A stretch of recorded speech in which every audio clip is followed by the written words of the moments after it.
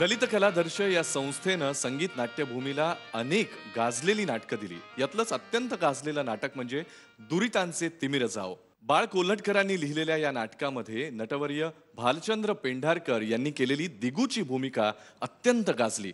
याच दिगूच्या भूमिकेत आपल्यासमोर पद सादर करायला येत आहेत. टाळ्यांनी स्वागत करूयात प्रशांत दामले. आई तुम्हाला अशी अर्ध्या टाकून का गेलीस गेला? बघ ना, मला हे सगळे नीट नाही वागवत आहेत. गेले 2 दिवस मला त्यांनी जेवायला पण दिलेलं नाहीये. ए आई, आई परत ये ना ग. आई मला ना तुझी खूप आठवण येते ग.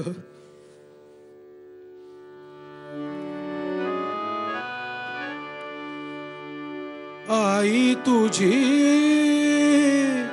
आठवण येते, आई तुझी आठवण येते,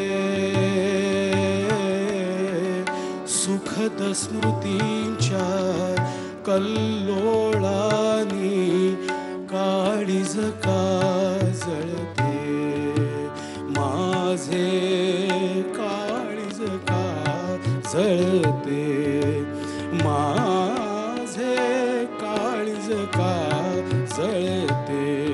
आई तुझी आठवण येते, वात्सल्याचा कुठे उमाळा, तव हातांचा नसे जिव्हाळा, हृदयाचे मम होऊन पाणी, हृदयाचे मम होऊन पाणी, नयनी दाटून येते, नयनी दाटून येते. आई तुझी आठवण येते, आई तुझ्या विण जगी एकटा, पोरकाच मज म्हणती करंटा, व्यथा मनीची कुणास सांगू, व्यथा मनीची कुणास सांगू, काळीज तिळ तिळ तुटते माझे, काळीज तिळ तिळ तुटते. आई तुझी आठवण येते,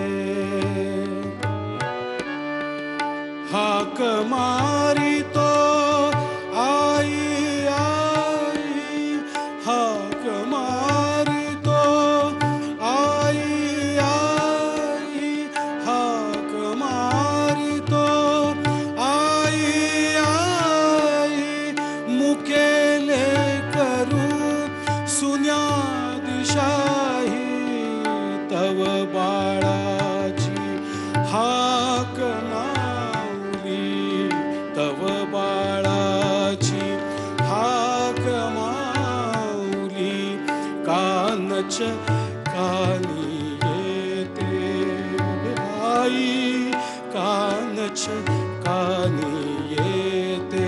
आई तुझी आठवण येते, आई तुझी आठवण येते.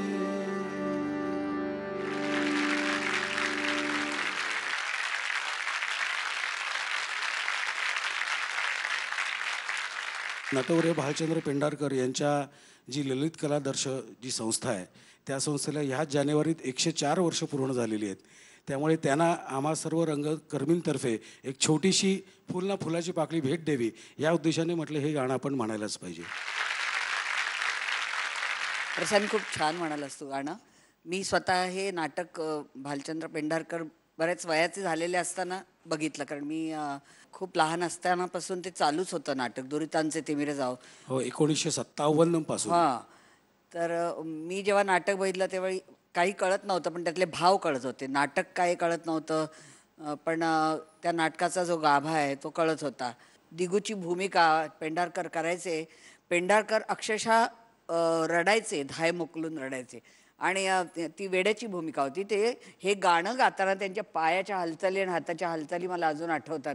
मध्येच ते आई अशी हाक मारायचे. ते म्हणजे आत्ता आठवलं तरी माझं मन भरून येते. ते आई इतकी अर्थसुरात हाक मारायचे आणि परत ताल पकडायचे, तालावर यायचे. फार अवघड गाणं, पण ते लीलया म्हणायचे. भालचंद्र पेंढारकरांचे संगीत रंगभूमीवर ललित कलारक्षाचे भयंकर प्रचंड उपकार आहेत. आज ह्या निमित्ताने त्यांना दीर्घायुष्य मिळो अशी आपण सगळेजण प्रार्थना करूया. मला आठवतंय त्यांनी स्वतः रेकॉर्डिंग मशीन्स तयार करून सगळ्या नाटकांची रेकॉर्डिंग्स त्यांच्याकडे आहेत. लाईव्ह रेकॉर्डिंग्स म्हणजे नानासाहेब फडकांपासूनची सगळी नाटकं, गेल्या मला वाटतं 90 वर्षातली नाटकं त्यांच्याकडे रेकॉर्ड केलेली आहेत. आजही आहेत. आणि प्रशांतनी अतिशय उत्कृष्ट गाणं सादर केलं. प्रशांतमध्ये भाव आहेतच. तो एक विनोदी नट म्हणून सगळ्यांना माहिती आहे, पण मला माहिती आहे प्रशांतमध्ये सगळे कलाकाराला आवश्यक असणारे सगळे अभिनयाचे पैलू आहेत. ते बाकीचे पैलू फारसे वापरले जात नाहीत. तेव्हा प्रशांतनी पुन्हा एकदा अशी भूमिका करावी की जिथे अभिनयाचा कस लागेल. आणि उत्कृष्ट सादर केलंस प्रशांत. धन्यवाद वंदना, थँक्यू. मला खरंच तुमचं म्हणजे कौतुक म्हणणं, हा कौतुक हा शब्द फार थोडा आहे. म्हणजे मला चमत्कार वाटतो. ताल इतका अवघड आहे आणि अशामध्ये तुम्हाला म्हणजे तुम्ही ज्या प्रकारे समेवर येत होता ना, इतक्या लीलया तुम्ही समेवर येत होता की जणू काही तुम्ही दररोज सकाळ संध्याकाळ ह्याच तालात चालता असं वाटत होतं. इतका तो ताल तुमच्या अंगात भिनलेला होता. आणि ते सूर सुद्धा तुमच्या असेल. कसं शक्य होतं? म्हणजे काय, कशा प्रकारे अभ्यास करता तुम्ही? काय, मी शिकलेलो नसल्यामुळे ना मला काही टेन्शन नाही आहे. शिकलं की मग ते हिशोब सुरू होतात. 1, 1.5, 2, 2.5 हे हिशोब नंतर सुरू होतात. मी शिकलेलो नसल्यामुळे जसं मला सत्याने सांगितलं, जसं मला आर्चिसने सांगितलं, तसं मी गात होतो. या गाण्यात मला समजा एक 50 मार्क मिळाले असतील तर 30 ते 35-40 मार्क त्यांनाच मिळाले पाहिजेत. मला आठवते की आमच्या ह्या पद्मश्री धुंडराजमध्ये मी जी गाणी म्हणायची, गोविंदराव पटवर्धन, आदित्य, तुला सांगते मुद्दाम, स्वतः ऑर्गनवर असायचे. सगळे 150 प्रयोग गोविंदराव स्वतः ऑर्गनची साथ देत आहेत. आणि भालचंद्र पेंढारकर स्वतः साऊंड सगळा बाकीचा, आणि तबला, पेटी सगळं लाईव्ह. आणि लाईव्ह म्युझिक जेव्हा मिळतं तेव्हा काय नाट्यसंगीत खुलतं. मगाशी आदित्यशी बोलता बोलता आदित्यने मला सांगितलं त्याच्यासमोर जो ऑर्गन आहे तो 120 वर्ष जुना ऑर्गन आहे. तो 120 वर्ष जुना ऑर्गन आहे आणि तो अतिशय छान प्रेमाने सांभाळतोय. त्याबद्दल त्याला खूप मोठे धन्यवाद द्यावेसे वाटतात.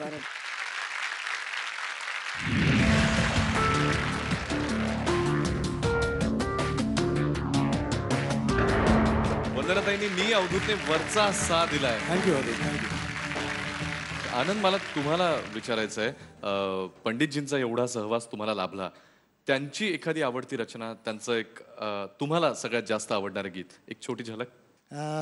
भीमसेनजींबद्दल गोष्ट निघाली की त्यांनी संगीत दिलेलं धन्य ते गायनी कळा हे नाटक आठवतं. संगीत सम्राट तानसेन यांच्या जीवनावर ते नाटक होतं. तर त्याच्यात त्यांनी खूप विविध प्रकारचे प्रयोग केले.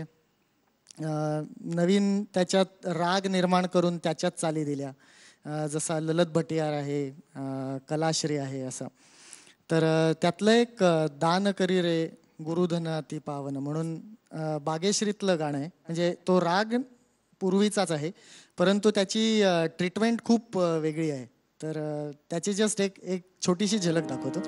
दान करी रे गुरुधन ते पावन, दान करी रे गुरुधन ते पावन, स्नेह भाग जाण हा, स्नेह भाग जाण हा, स्नेह भाग जाण हा, उठून तुझे लावला, दान करी रे गुरुधन ते पावन.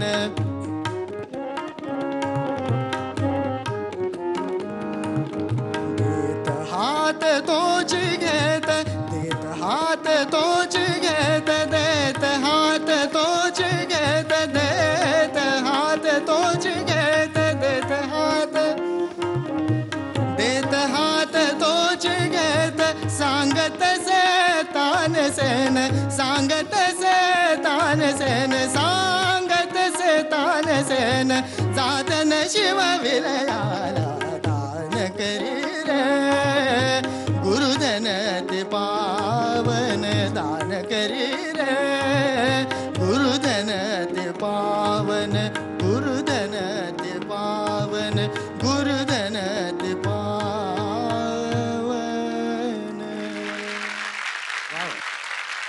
क्या बात आहे. धन्यवाद, खूप खूप धन्यवाद. प्रशांतजी, आज इतकं छान गाणं झालं, इतके छान गुण मिळालेत. एक वोट अपील होऊन जाऊ देत.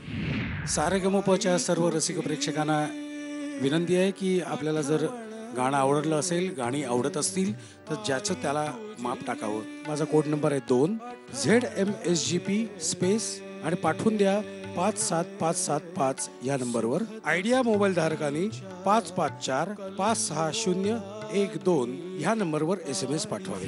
पुढच्या गाण्यासाठी all the best. Sa re ga ma pa,